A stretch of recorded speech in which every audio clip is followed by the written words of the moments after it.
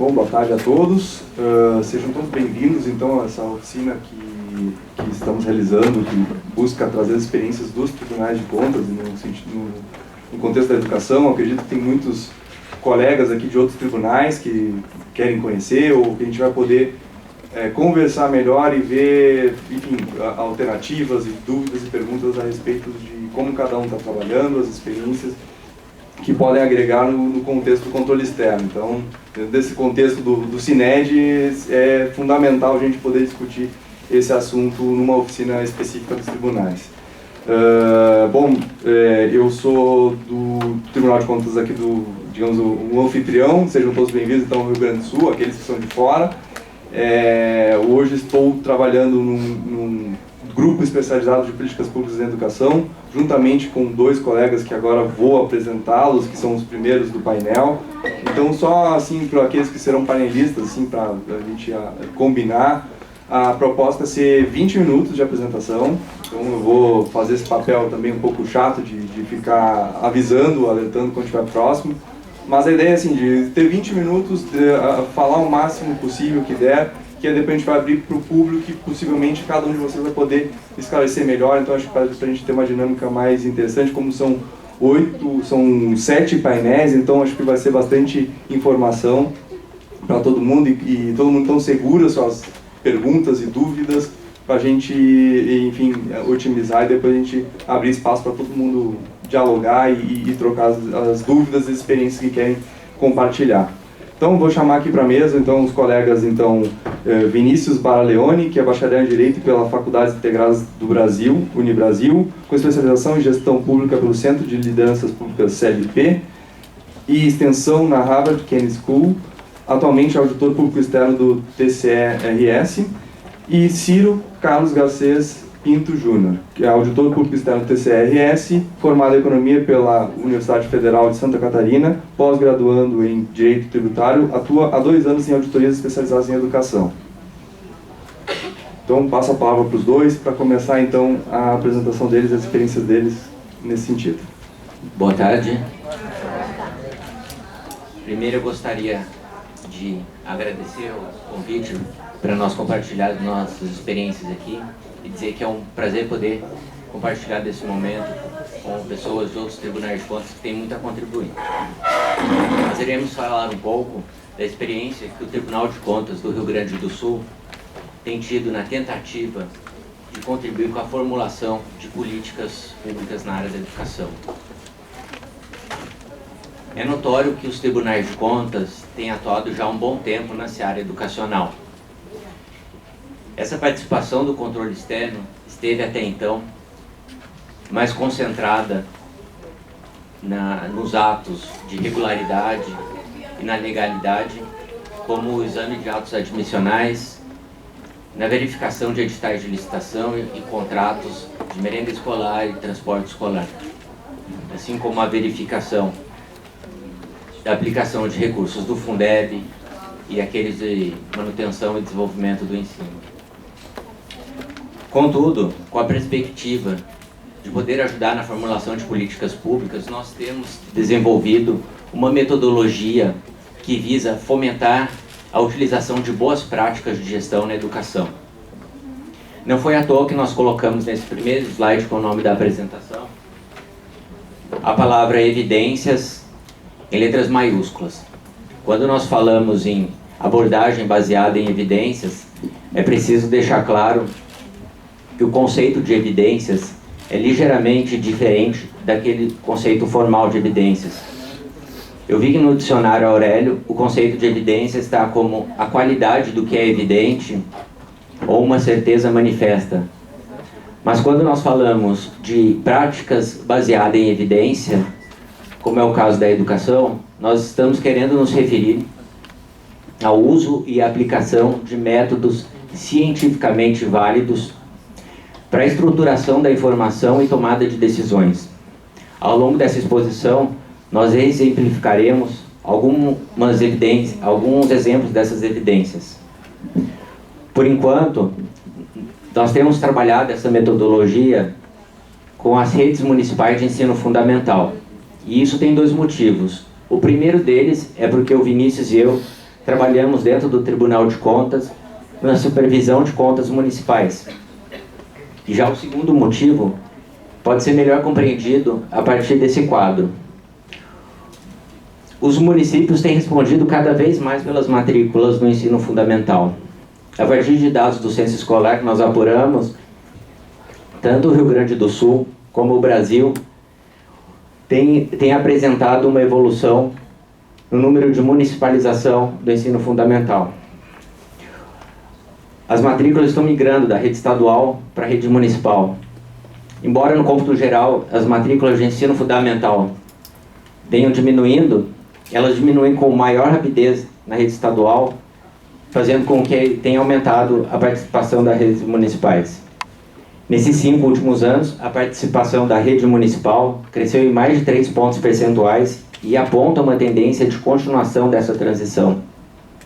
E se nós vamos tentar analisar a gestão de uma Secretaria de Educação, é preciso que nós compreendamos o que dizem os dados de desempenho educacional daquela rede municipal.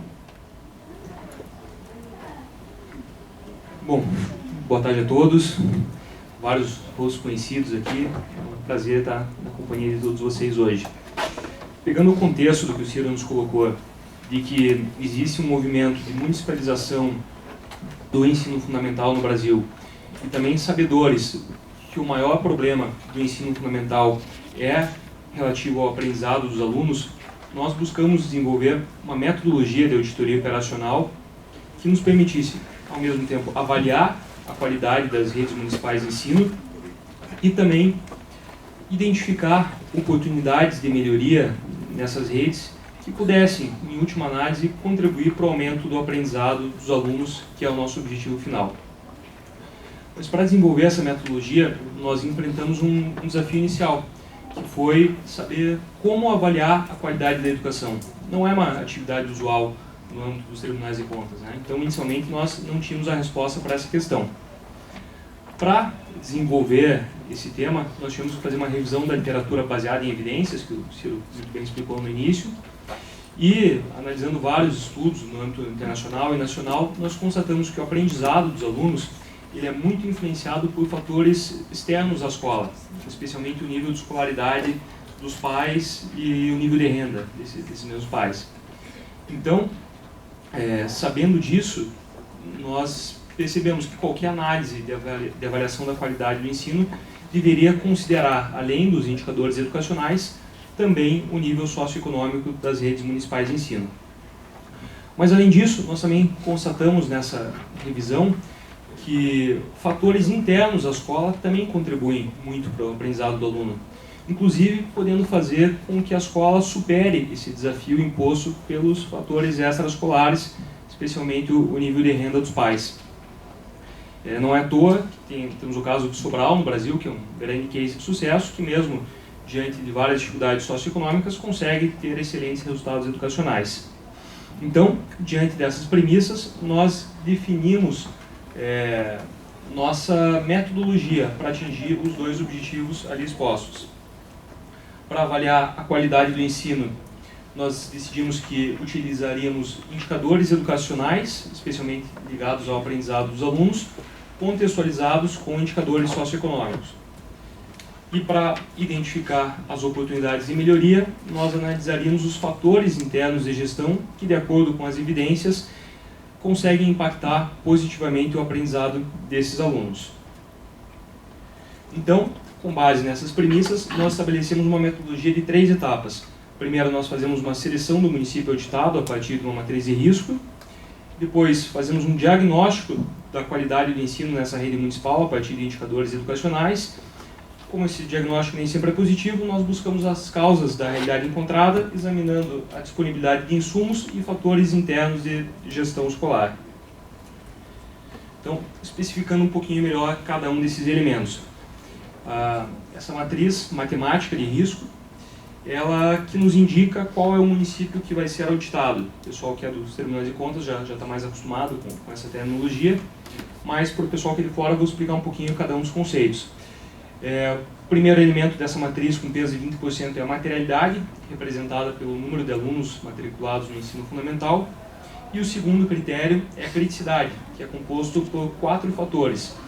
Um fator de equidade, que é a taxa de distorção idade série, um fator de eficácia, que é o percentual de atingimento da meta do IDEB, e um fator de eficácia escolar, que é a prova Brasil regredida pelo Índice de Desenvolvimento Humano Renda, para afastar a influência dos fatores extraescolares, e como um fator de eficiência, esse mesmo resultado da eficácia escolar sobre o gasto por aluno. Então, essa matriz, ela nos dá um ranking dos municípios em ordem de risco quanto à qualidade do ensino fundamental. Com base nesse ranking, nós escolhemos o município que vamos auditar. Então, uma vez escolhido qual é o município auditado, nós partimos para a segunda etapa da metodologia, que é um diagnóstico dos resultados educacionais, feito a partir de 3 indicadores. O IDEB, a Avaliação Nacional de Alfabetização, a ANA, e a taxa de distorção de idade série. Mas, como nós já sabíamos que esses indicadores são muito influenciados por fatores extraescolares, e nós precisávamos de alguma técnica para afastar essa influência, evitando uma distorção do nosso diagnóstico, nós optamos por realizar uma análise de cluster, para comparar os resultados da rede auditada com os resultados de outras 19 redes municipais aqui do Rio Grande do Sul, com um contexto socioeconômico semelhante. Essa análise de cluster é realizada a partir de indicadores socioeconômicos que buscam os municípios mais próximos àquele que está sendo auditado. Como o município auditado ele já foi selecionado através da matriz de risco, via de regra, essa análise dos resultados educacionais demonstra que o resultado dos alunos do município está, em termos de indicadores educacionais ligados ao aprendizado, está abaixo do resultado de outras redes municipais com o mesmo perfil socioeconômico. Então, diante dessa constatação, nós entramos numa terceira etapa do trabalho para buscar as causas desse cenário, analisando a disponibilidade de insumos, que o Ciro vai explicar, e os fatores internos de gestão. No exame da disponibilidade e carência de insumos para a política educacional daquela rede, nós primeiro começamos analisando se os programas definidos no plano plurianual, eles guardam relação com as carências de insumos identificadas pela gestão naquela rede municipal. Vemos se as ações e atividades ali traçados têm sido ou foram executados nos planos, nos orçamentos anuais. Concomitantemente, fazemos um retrato da situação dos insumos através dos recursos físicos, dos recursos financeiros e dos recursos humanos daquela rede municipal. Como exemplo, em recursos financeiros, nós comparamos o valor da despesa por aluno com os demais municípios do cluster. Nós fazemos uma análise da capacidade de ampliação do Fundeb daquela rede. E nós vemos também se a aplicação dos recursos em manutenção e desenvolvimento do ensino e do Fundeb estão sendo voltados para atingir pelo menos a média de recursos verificados nas outras redes, para que ela não fique com um patamar abaixo quanto aos insumos. Em relação aos recursos humanos, igualmente comparamos a quantidade de professores por aluno, o percentual de professores com curso superior da rede, a taxa de adequação da formação docente, da regularidade docente, com os demais objetos do cluster. E quanto aos recursos físicos, a partir de dados do censo escolar e de visitas que fazemos às escolas, nós buscamos identificar se as escolas elas contam com elementos de infraestrutura que ajudam a contribuir para o aprendizado.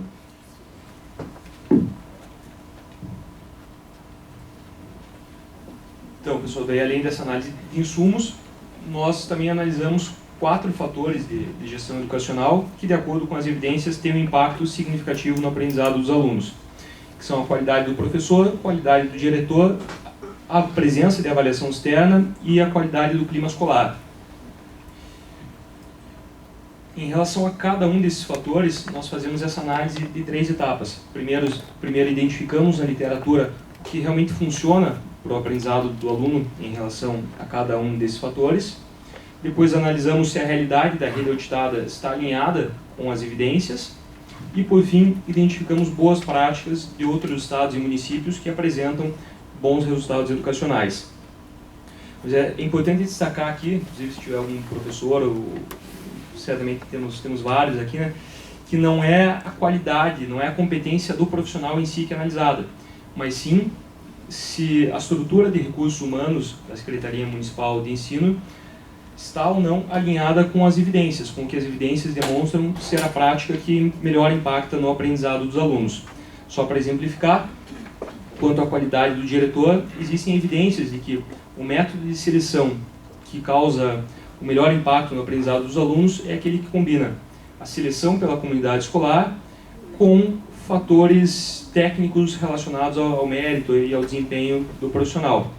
Então, o que nós fazemos é verificar em primeiro momento se o município segue ou não aquele parâmetro e também apresentar boas práticas de outros entes que já estão alinhados com essa evidência. Feita essa análise, nós concluímos o relatório, que traz então um diagnóstico da realidade do município, tanto em termos de resultados educacionais, quanto em termos de insumos e quanto em termos de alinhamento com as boas práticas, e que esse relatório tem como encaminhamento a solicitação de que o gestor apresente um plano de ação, prevendo metas, estratégias, prazos e responsabilidades referentes à melhoria da qualidade do ensino no município. Para finalizar o ciclo de avaliação dessa política pública, esse plano de ação apresentado torna-se, ele é discricionário, na realidade o gestor ele escolhe quais medidas ele vai colocar no plano de ação, mas uma vez aprovado, esse plano de ação torna-se obrigatório, né? Então nós passamos a monitorar o cumprimento das medidas ali previstas.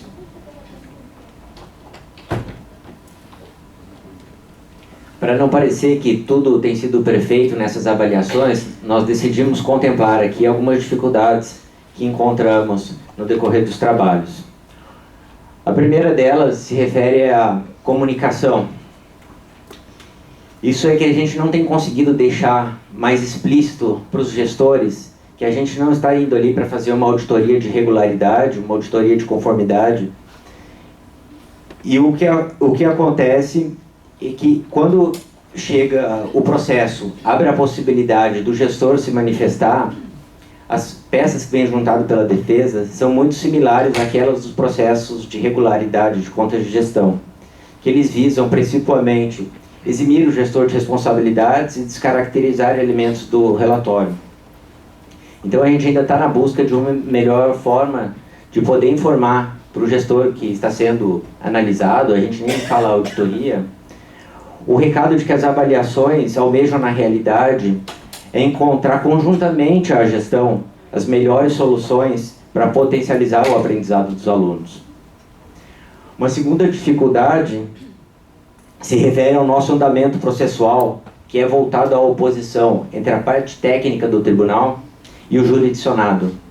Nesse sentido, nós, do Núcleo de Educação, propusemos, junto com o Núcleo de Saúde, para a Direção de Fiscalização e Controle, a minuta para a criação de um tipo de processo em que as partes colaborem em comum acordo para a assinatura de um termo de adoção de providências, tentando sanar a primeira e a segunda dificuldade.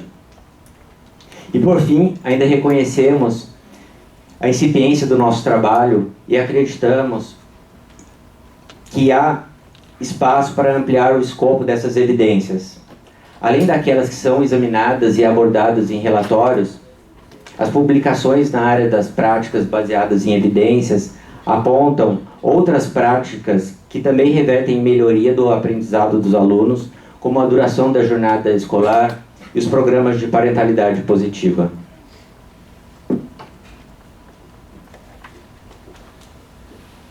Para não apresentar só as limitações, né, a gente também quis trazer os pontos positivos dessa metodologia.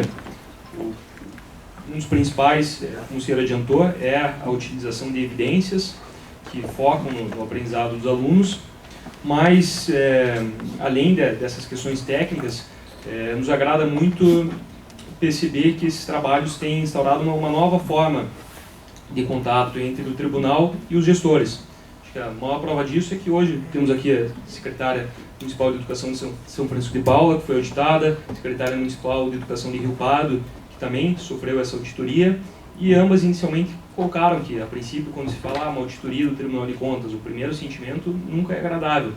Mas ao longo da caminhada eles perceberam que o tribunal, na realidade, está do lado deles para que eles façam uma excelente gestão, atinjam ótimos resultados educacionais e, principalmente, mudem, melhorem a vida daqueles alunos que estão na rede municipal de ensino.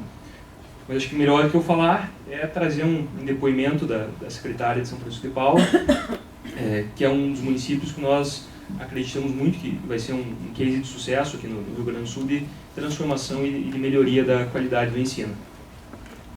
Ao assumirmos a Secretaria de Educação no ano de 2017, nós percebemos que o nosso desafio seria ainda maior diante das situações que nós encontramos aqui no município. E ao mesmo tempo, nós recebemos a notícia que sofreríamos uma auditoria temática do Tribunal de Contas do Estado com relação à educação do município. Pois bem, passado o susto inicial e a sensação de que isso seria muito negativo, nós percebemos que o Tribunal de Contas estava ao nosso lado, se colocando como parceiro.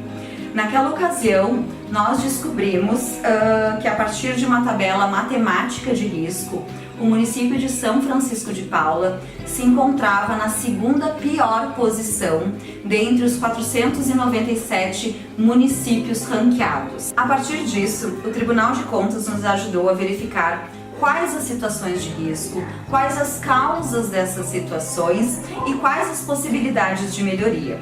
Foram dias intensos de trabalho, de discussões, de busca de documentação, de visita nas escolas, isso que resultou o relatório do Tribunal de Contas do Estado. A partir disso, ainda em 2018, as discussões se intensificaram junto às equipes diretivas e pedagógicas das escolas e da Secretaria de Educação.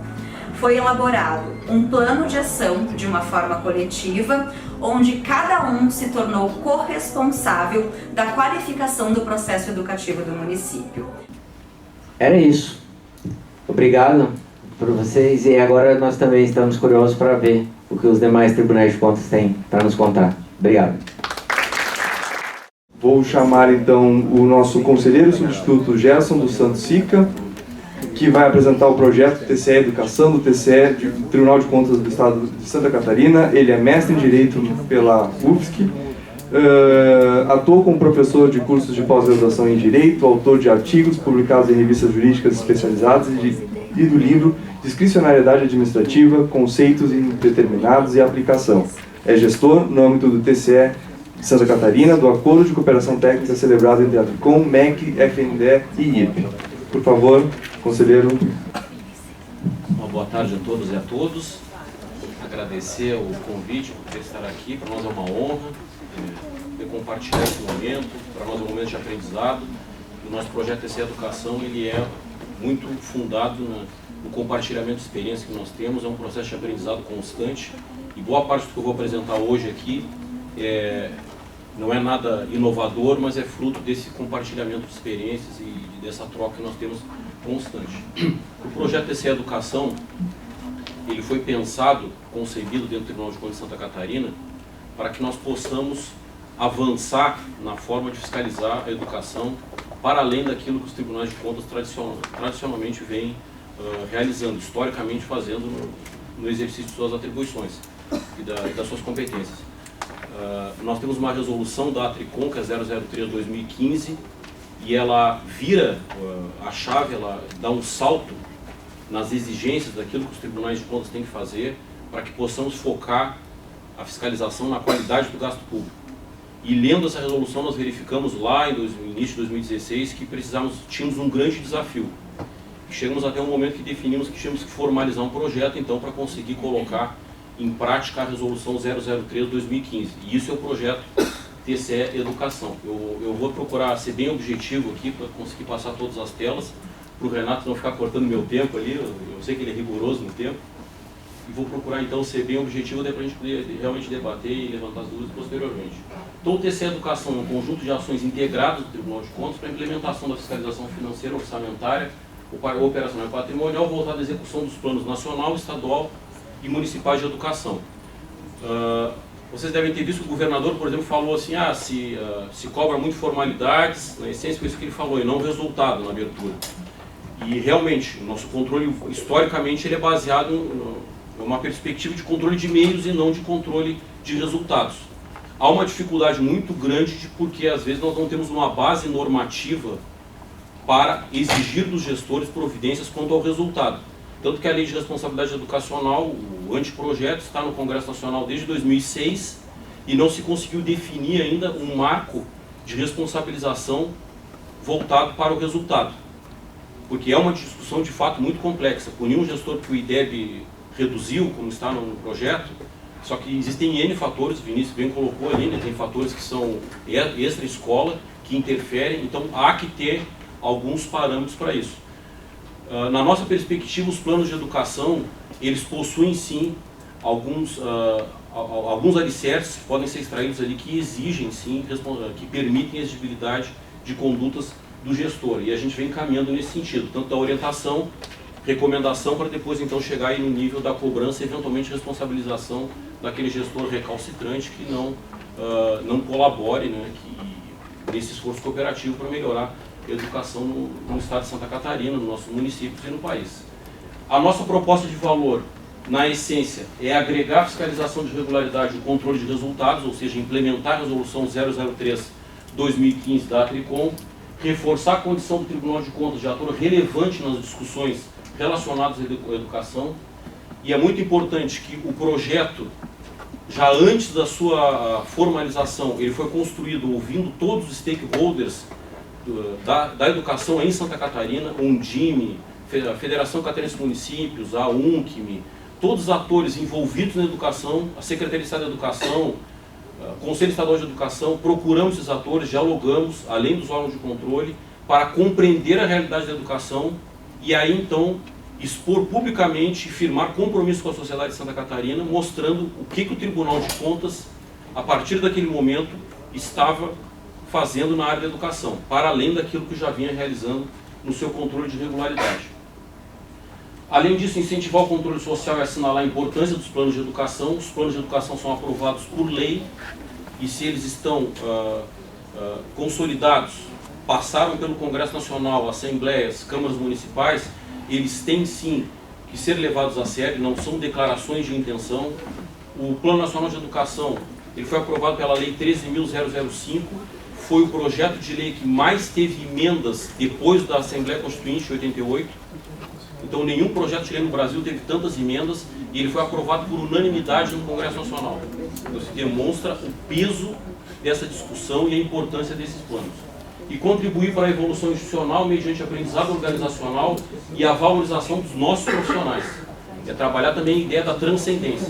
Nosso pessoal realmente engajar-se na causa, entender o que é a fiscalização de resultados e o valor que nós estamos trazendo para a sociedade realizando esse trabalho. E mostrando um pouco o que é essa proposta de valor, e aí visitas que fazemos nas escolas, por exemplo, a Escola Pastor Hans Miller em Joinville, melhor IDEB dos anos finais de Santa Catarina, do ensino fundamental, e conversando com a diretora, com os professores, nós verificamos um nível de engajamento que vai muito além do que a responsabilidade funcional, em tese, já exigiria de um profissional. Eles têm um engajamento de corpo e alma naquilo que estão fazendo, desde os detalhes para a concepção das salas, organização de toda a atividade pedagógica, compromissos simples de firmar com a comunidade escolar e baratos até de veicular.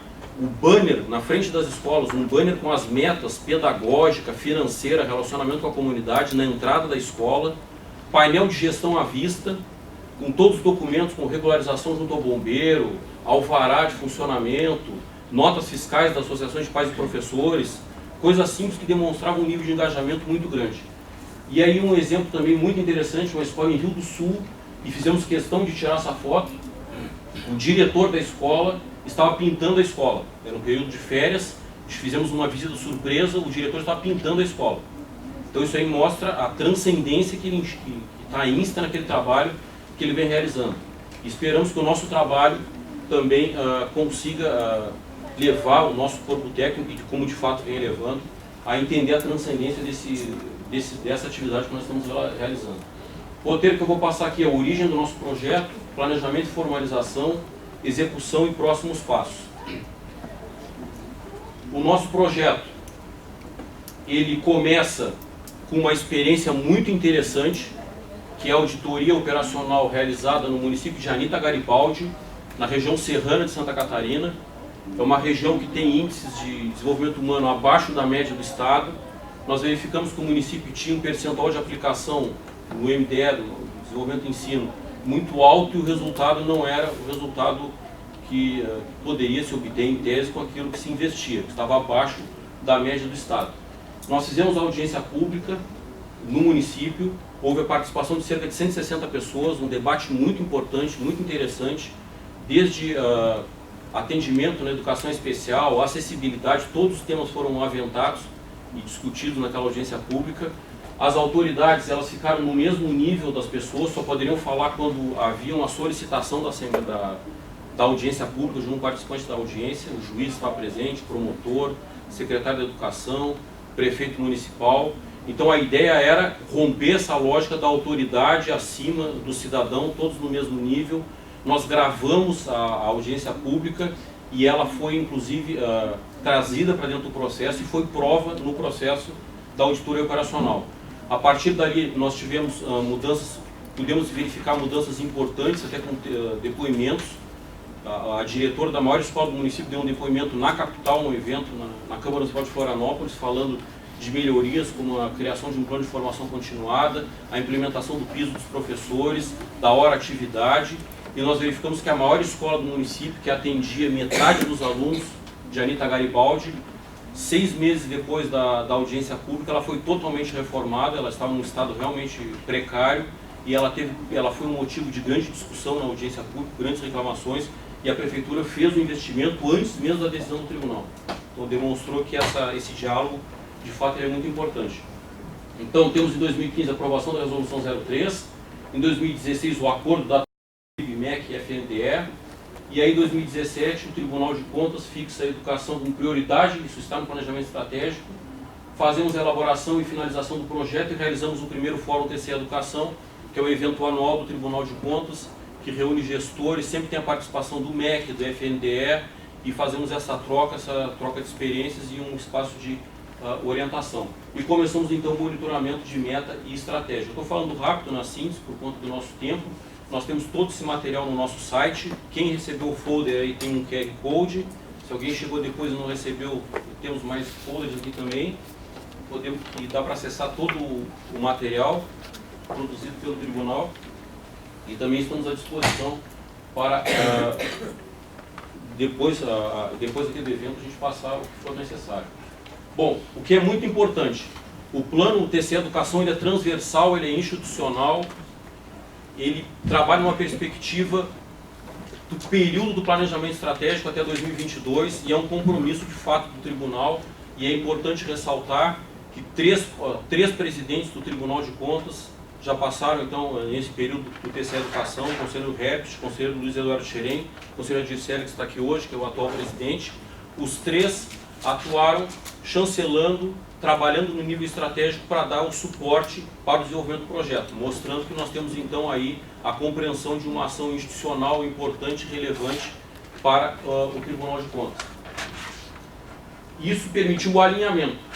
E aí conseguimos ter ancoragem normativa para garantir continuidade. Temos uma portaria da presidência que aprova o nosso projeto, definindo ações responsáveis e prazos. Ou seja, a partir dali, então, nós temos condições de pensar numa perspectiva até 2022 de executar todas aquelas ações. E muito importante, um elo entre o nível estratégico, a alta gestão, o nível gerencial, nossos diretores, e aí o operacional, o pessoal que trabalha diretamente na fiscalização. Trabalhando na ideia de correr de transmissão mesmo, se falando eventualmente, trabalhando comunicação, para melhorar a nossa atuação. O que é muito importante? Primeiro tivemos um momento de conhecimento do objeto, e foi muito importante ouvir os atores da educação, participar de eventos da educação, visitar escolas, saber de fato o que é e qual é o nosso papel. Nós não temos o papel do controle da atuação pedagógica, não é a nossa tarefa, não é a nossa competência. O próprio monitoramento de meta, nós levantamos dados para executar o controle, Nós não somos um órgão como o INEP, não somos um órgão de estatística, levantamos dados para municiar a nossa ação de controle. E, como falei, já a definição de ações, prazos e responsáveis. Já partindo para a execução, esse quadro ele sintetiza bem a lógica do nosso projeto de fiscalização. A base dele é levantamento de dados, né, das metas, da receita e da despesa. E é bem isso, Renato, é trabalhar a partir de evidências, né, levantar esses dados e tendo esses dados em painéis que permitam a visualização, que depois eu vou falar, que estamos inclusive compartilhando com os gestores, nós podemos utilizá-los na análise de contas, inspeções, auditorias, denúncias, capacitação de gestores, sociedade civil nos nossos técnicos, avaliação dos resultados da atuação do TCE e transparência, controle e diálogo social. A partir desses dados, então, nós vamos atuar nessas 4 frentes e as nossas ações, então, estão dentro dessas 4 caixinhas e vem se desenvolvendo nessa perspectiva e depois eu vou tentar ser mais específico quanto a isso.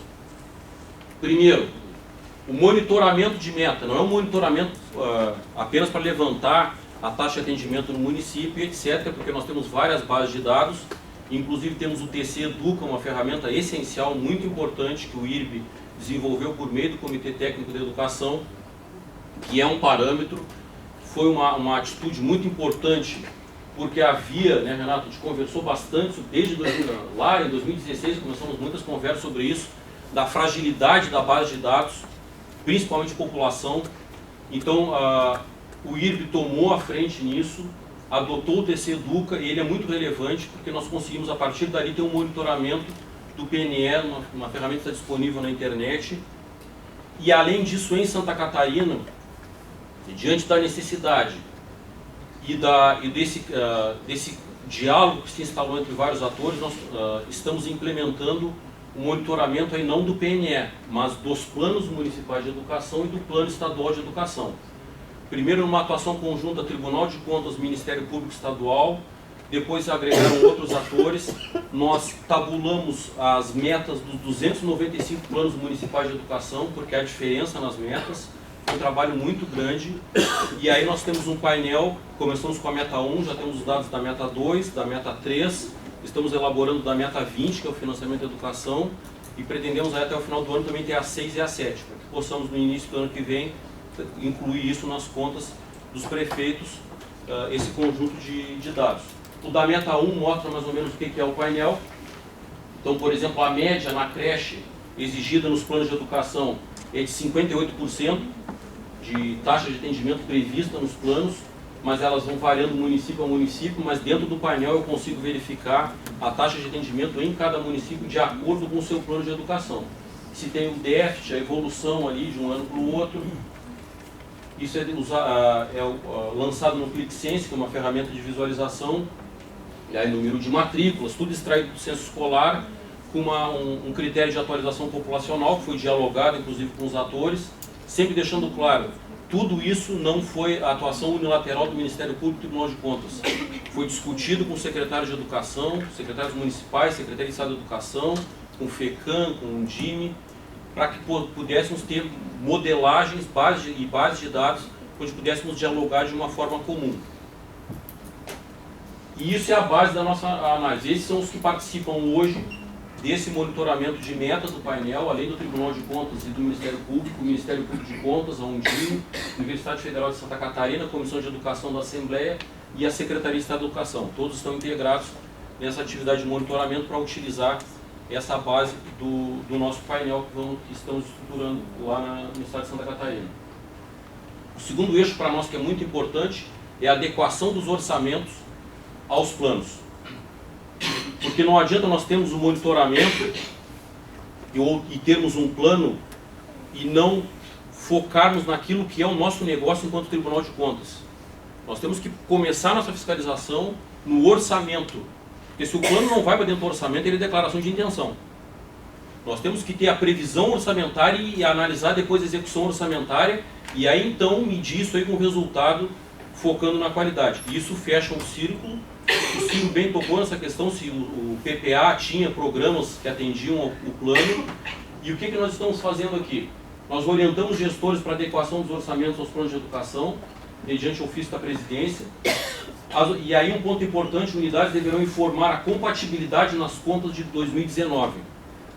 Montamos um grupo temático do Tribunal de Contas, do Ministério Público Estadual, alguns contadores de municípios, a Undime, a FECAM, que é a Federação Catarinense dos Municípios, e aí validamos um modelo de informação para o tribunal.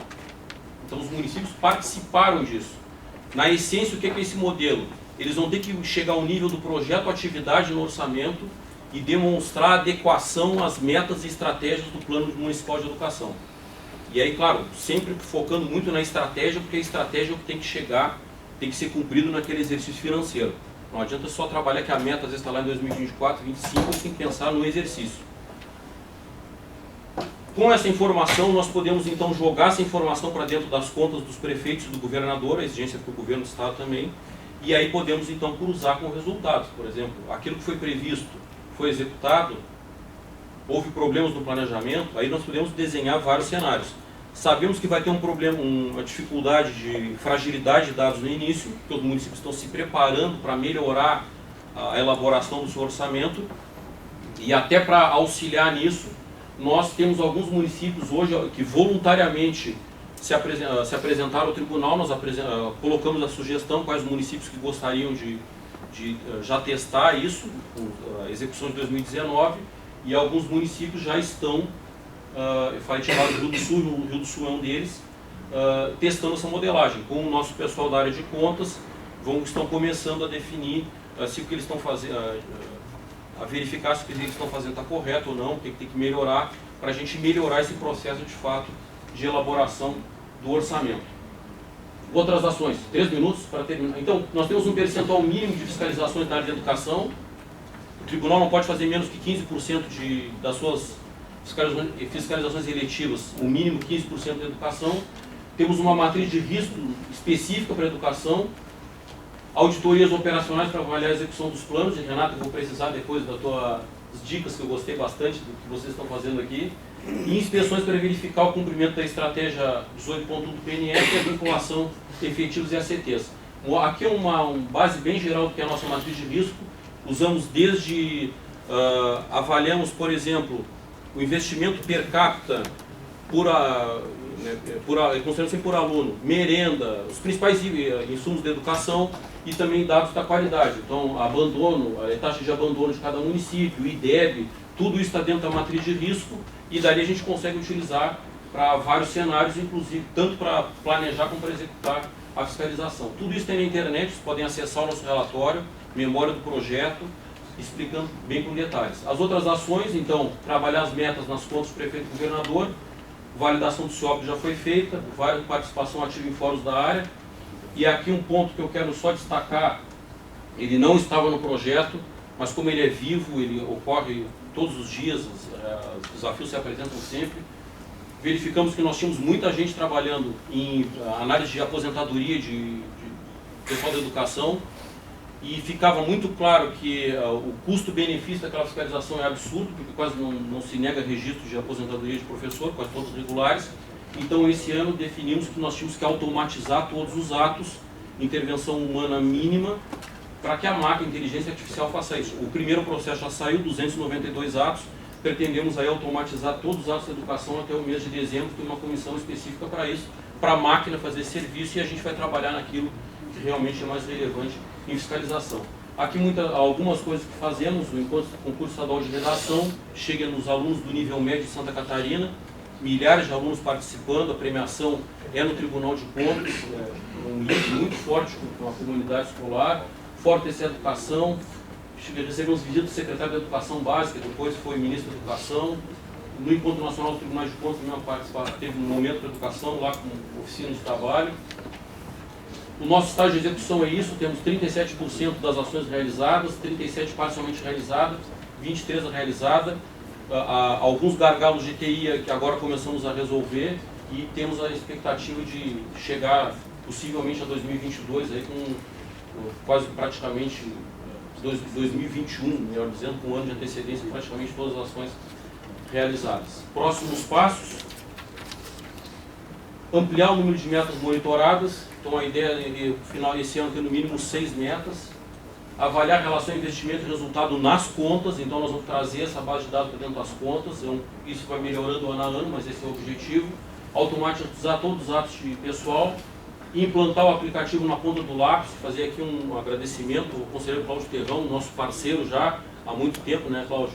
E cedeu gentilmente o aplicativo na ponta do lápis, vamos implantá-lo, estamos no processo de implantação, realmente ele é fantástico, um grande trabalho de Minas Gerais. Tem um espaço específico no site do tribunal, que o cidadão possa entrar ali, verificar o seu município, tanto qualidade quanto a despesa, e enxergar a situação da educação no seu município.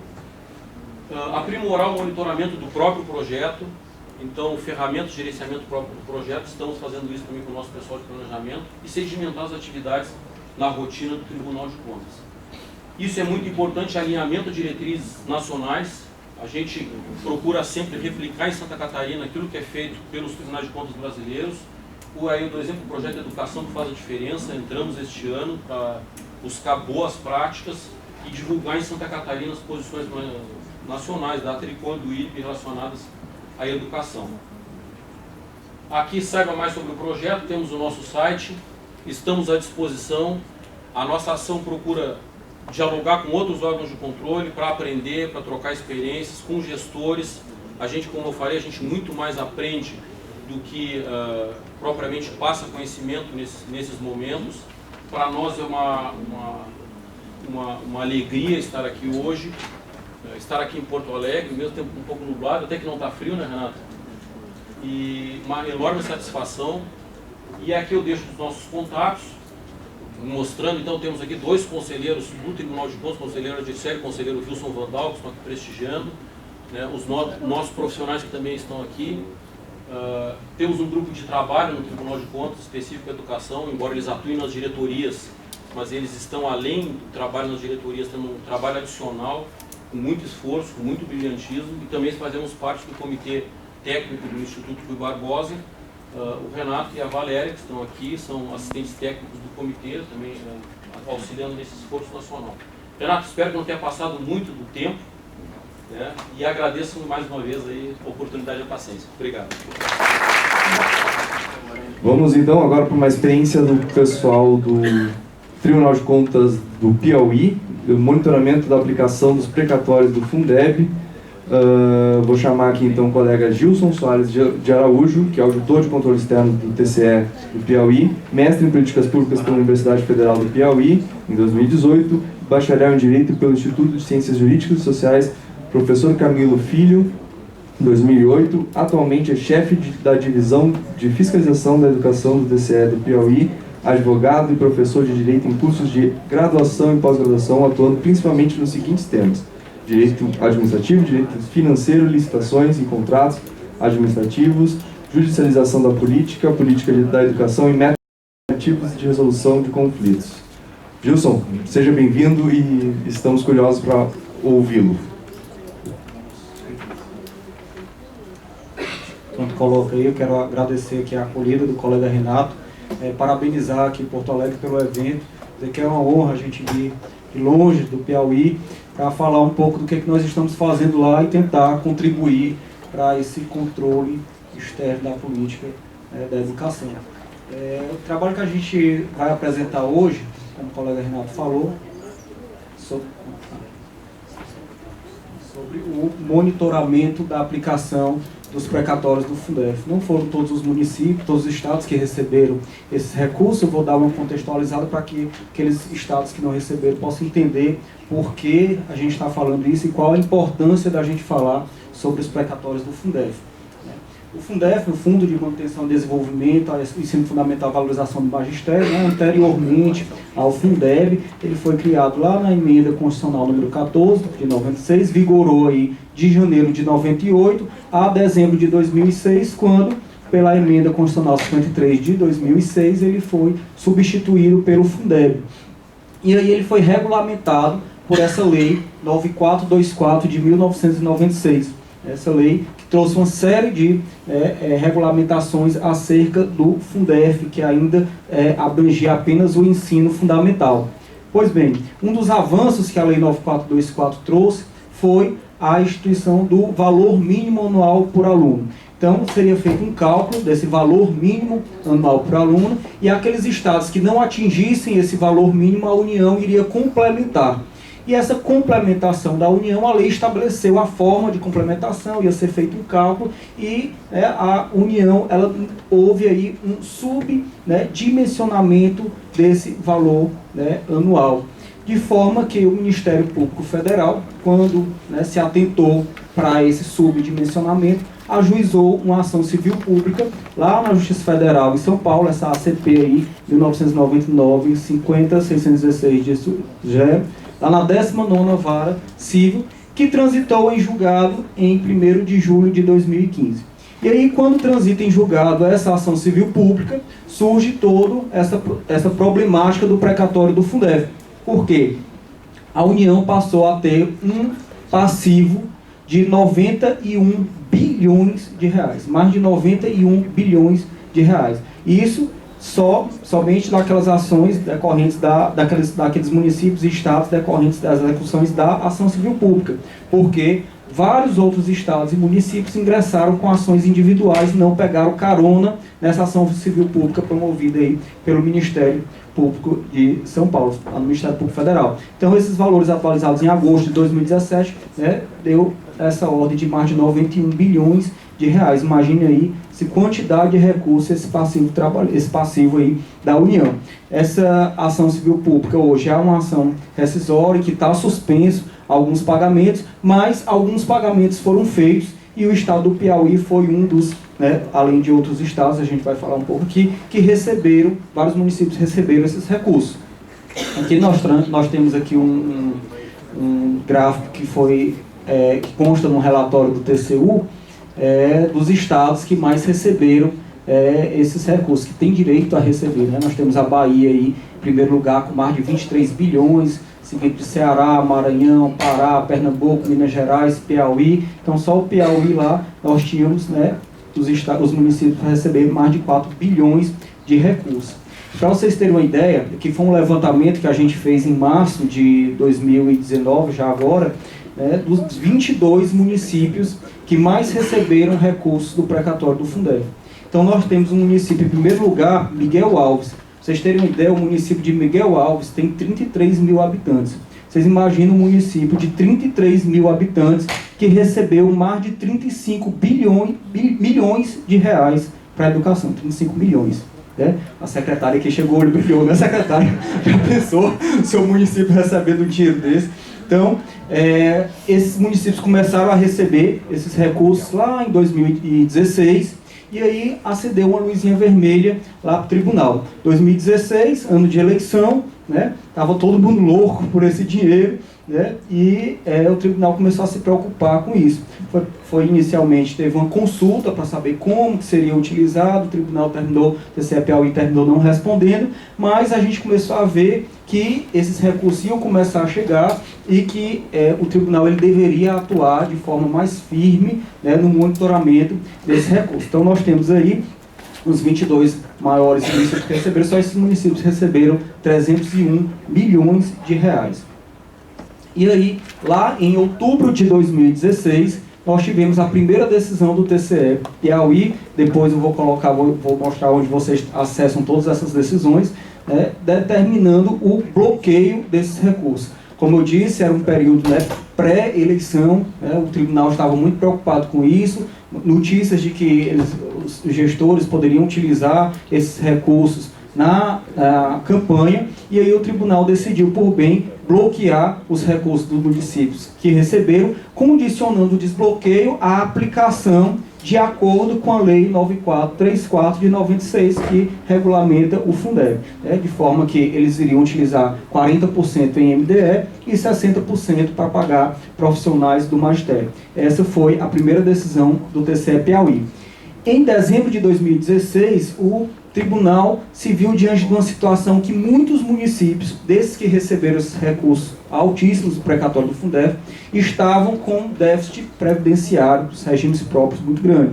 Então o tribunal, naquele momento, entendeu que deveria dar prioridade ao pagamento aí desses débitos previdenciários. E o tribunal, então, em dezembro de 2016, entendeu que os municípios que receberam esses recursos pagariam seus débitos previdenciários e, se sobrasse dinheiro, aplicaria em ações de MDE. Essas decisões, essa decisão do Tribunal de Pagamento de Débito Previdenciário terminou se transformando em fevereiro de 2017 numa decisão normativa que teria uma validade aí para todos os municípios que receberam. Já em setembro de 2017, 22 de setembro de 2017, começou-se a se discutir muito, né? E aí algumas discussões já chegavam também no âmbito do TCU, se realmente deveria haver essa subvinculação nesse recurso do Fundef, do precatório. Se efetivamente esse recurso deveria ser dividido em 40% para a MDE e 60% para os profissionais do magistério. E aí o TCE, em uma nova decisão, já em setembro de 2017, e aí, pessoal, a gente falando aqui parece que foi uma coisa bem, né, simples, mas eram discussões, professores lá na porta do TCE, secretários, todo mundo, uma pressão popular, uma pressão da sociedade muito grande por conta, né, da grande quantidade de recursos. Mas aí o TCE, em setembro de 2017, ele determina que a conta, né, o gestor que recebesse esses recursos iria dividi-los em duas contas. Uma conta ia ficar 60% dos recursos e essa conta ia ficar bloqueada até eventual decisão judicial, porque os sindicatos de professores na época começaram a ajuizar ações, né, judiciais individuais nos municípios, e aí o tribunal começou a receber essas intimações de que não podia gastar com a Previdência, ou não devia ser com MDE, tinha que ser os 60% dos professores, né, na forma como estabelece a lei do Fundeb. Então, o tribunal determinou que ficaria bloqueado esses 60% até que houvesse uma decisão judicial, e os 40% deveriam ser utilizados na medida em que os gestores apresentassem um plano de aplicação. E aí foi, né, a melhor coisa que o tribunal fez, porque o gestor ele apresentava um plano de aplicação, dizia como que ele iria utilizar, e a gente poderia depois monitorar essa aplicação, saber se o gestor estava utilizando na forma em que havia sido autorizada a sua utilização. E aí a gente ia liberando à medida que os gestores iam apresentando esses planos de aplicação. Acontece que em julho de 2018, né, do ano passado, o Tribunal de Contas da União soltou uma cautelar proibindo o pagamento de profissionais do magistério com esse recurso. Então, para o TCU, naquela época, não se poderia utilizar os recursos do precatório do Fundef com pagamento de professor. O entendimento, que depois veio a ser confirmado já agora, em dezembro de 2018, é que essa subvinculação só seria para recursos ordinários, aqueles recursos em que ordinariamente os municípios recebessem. Como esse seria um recurso extraordinário, não haveria a subvinculação, mas apenas a vinculação constitucional à educação. Ou seja, todo o recurso ele deveria ser utilizado com educação, mas não havia pagamento para professores. Vocês imaginam aí a tristeza dos professores lá do Piauí e no resto do país, porque, enfim, a decisão do TCU vincula também todos os municípios e todos os estados, mas, enfim, o TCU decidiu dessa forma. E até que o TCE Piauí, logo depois, 13 de dezembro de 2018, ratificou essa decisão do TCU e determinou, né, que para a liberação dos recursos, o gestor ele deveria apresentar 3 pontos. Primeiro, recolhimento integral do recurso em conta bancária específica. O que aconteceu foi que os municípios que receberam primeiramente esse recurso saíram pulverizando, né, o recurso em várias contas. Isso daí, para a gente do tribunal, é péssimo, porque a gente não consegue mais rastrear aquele recurso, a gente não consegue saber onde o recurso está. Segundo ponto, autorização legislativa para a aplicação dos recursos recebidos. Então, o recurso ele deve estar tanto previsto na lei orçamentária ou uma autorização de abertura de um crédito adicional especial para que o executivo possa utilizar. E, por fim, a apresentação de um plano de aplicação de utilização de 100% desse recurso. A partir desse plano de aplicação, e aí não pode pagar professor e não pode também pagar honorários advocatícios, que isso é uma discussão que já estava também bem consolidada, do não pagamento de honorários advocatícios com esse recurso, porque há vinculação constitucional para a educação. O gestor apresenta esse plano de aplicação para que a gente possa fazer esse desbloqueio dos recursos. E aí, isso tudo a gente consolidou numa instrução normativa, já agora, né, em março de 2019. Então, como é que funciona o processo? Aqui eu peço perdão para quem não é do Tribunal de Contas, mas só para vocês entenderem como que funciona o processo, a tramitação do processo lá dentro do Tribunal de Contas. Então, a DEFESP é a divisão que eu atualmente estou chefiando, que é a divisão de fiscalização da educação, lá no tribunal. E assim que a gente toma conhecimento de que o município recebeu esse recurso, seja por meio de um ofício da Justiça Federal ou por algum outro instrumento de fiscalização, e aqui eu abro um parêntese, eu acho que é uma coisa que em todas as falas se repete, da forma de atuação em conjunto, de atuar em rede, a gente não consegue mais trabalhar sozinho. Então esse trabalho, né, foi um trabalho de formiguinha, eu e o colega lá do TCU, do Piauí, que está lá no Piauí, indo lá na Justiça Federal, conversando com os juízes, falando para os juízes federais da importância deles notificarem o TCE, informarem o TCE do recebimento desse recurso, trabalho junto com o Ministério Público do Estado. Então, assim, foi um trabalho de formiguinha que a gente foi falando com os promotores das cidades, que haviam processos individuais nessas comarcas. Então, assim que a gente toma conhecimento de que o município recebeu esse recurso, a gente encaminha um memorando para o Ministério Público de Contas, informando, né, a quantidade de recursos, a data do recebimento, tudo direitinho, né, da forma como a gente recebeu essa informação. O Ministério Público apresenta uma representação e pede o bloqueio das contas. Então, o bloqueio da conta em que o município recebeu esse recurso. Deferido o bloqueio, geralmente em plenário, é expedido um ofício ao banco para que se proceda ao bloqueio e a notificação ao gestor. Então o gestor ele é notificado para apresentar aqueles 3 documentos aqui. É o recolhimento integral da conta, uma autorização legislativa e a apresentação do plano de aplicação. Então a partir do momento em que o gestor apresenta essa documentação, e aí o gestor ele vai poder utilizar, ele não é obrigado a utilizar o recurso em um só exercício financeiro, ele pode utilizar em mais de um exercício financeiro. Essa documentação volta para a gente, né? É feita uma análise técnica pelos auditores, essa análise passa para o Ministério Público de Contas, que emite o seu parecer, e volta para o relator para fazer a análise do pedido de desbloqueio. O relator, né, o conselheiro relator, ele vai poder, né, tomar 3 atitudes, né, 3 decisões lá. Primeiro, manutenção do bloqueio. Então, o gestor ele não apresentou um plano de aplicação compatível, ou não trouxe um extrato bancário. Então, mantém-se o bloqueio e intima novamente o gestor para que ele se adeque à instrução normativa número 03. O desbloqueio parcial. Acontece muito do gestor colocar lá no plano de aplicação um gasto que não esteja, né, na educação. Não é um gasto de MDE. Então, a gente dá um parecer e o relator desbloqueia parcialmente apenas aqueles gastos relacionados à educação, vinculados à educação. A gente expede um ofício para o desbloqueio parcial e intima o gestor para que ele apresente documentação referente ao remanescente dos recursos. Ou ele pede, né, o relator, ele defere o desbloqueio total. Quando ele defere o desbloqueio total, a gente envia o ofício para o banco, arquiva aquele processo de representação e o mais importante, instaura um processo de monitoramento. A partir desse processo de monitoramento, a gente vai pegar o plano de aplicação que o gestor apresentou e ver se ele está executando da forma como foi autorizado.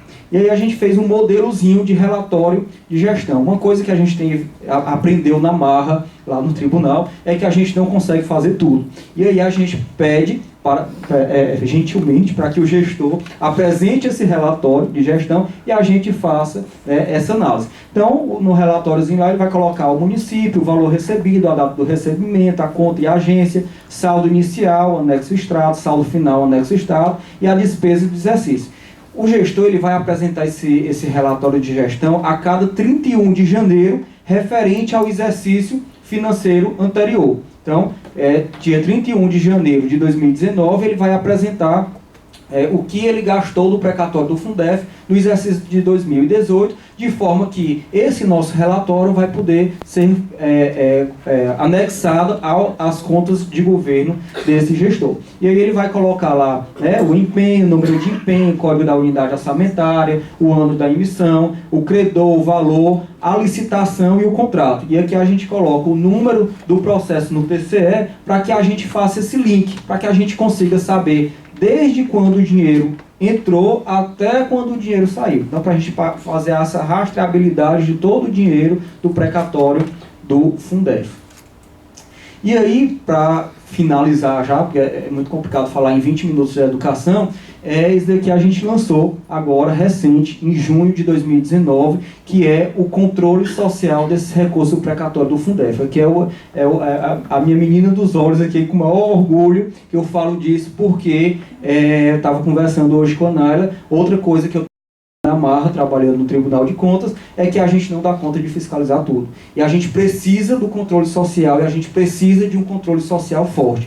Então, a gente começou a pensar em uma forma de levar essas informações que a gente tinha para a sociedade. E aí eu vou pedir deixa eu entrar aqui no site do Tribunal. Vou mostrar para vocês.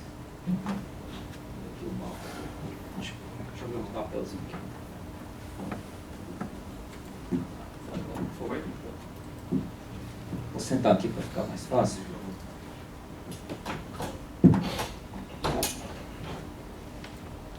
Deixado até aberto aqui no site do Tribunal de Contas. Então a gente criou uma seção aqui, né, fiscalizado, recursos do precatório do Fundef. Então a gente criou aqui, como forma de estimular o controle social dos recursos recebidos a título do precatório do Fundef, o Tribunal de Contas do Estado do Piauí disponibilizou acesso de maneira simples e rápida aos valores que cada município recebeu e aos valores que já se encontram desbloqueados para utilização. Você poderá ter acesso também ao plano de aplicação apresentado pelo gestor. Então, enquanto abre aqui vai abrir o mapazinho do Piauí, com todos os municípios que receberam. A gente tem aqui como arquivo as decisões mais recentes do Tribunal a respeito do tema, né, tanto a decisão plenária quanto a instrução normativa. Não sei por que não está abrindo, não sei, deve ser a internet aí que não está muito boa, mas aqui abre o mapa do Piauí e você vai poder acessar o seu município, ou o município que você tem interesse, tá? Como é? Tá bom.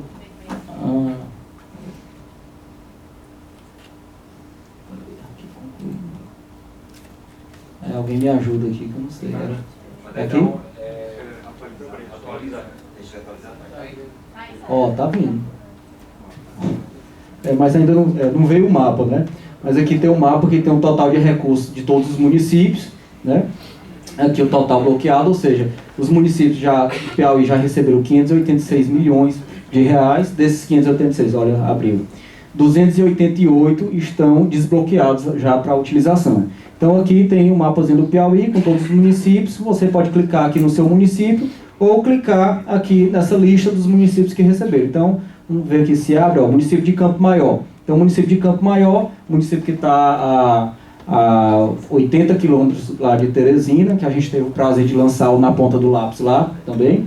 E aí a gente tem lá que ele recebeu 17 milhões de reais, desses 17, 6 milhões e 800 mil estão desbloqueados. Aqui está o número da representação, se a pessoa quiser consultar, ela já vai bem aqui do lado e busca o processo da representação. E aqui está os planos de aplicação que o gestor apresentou. Então, se você abre aqui, para vocês verem, aqui já é como o gestor apresenta o plano de aplicação para a gente. Então, ele diz lá que vai comprar 60 ar-condicionados split.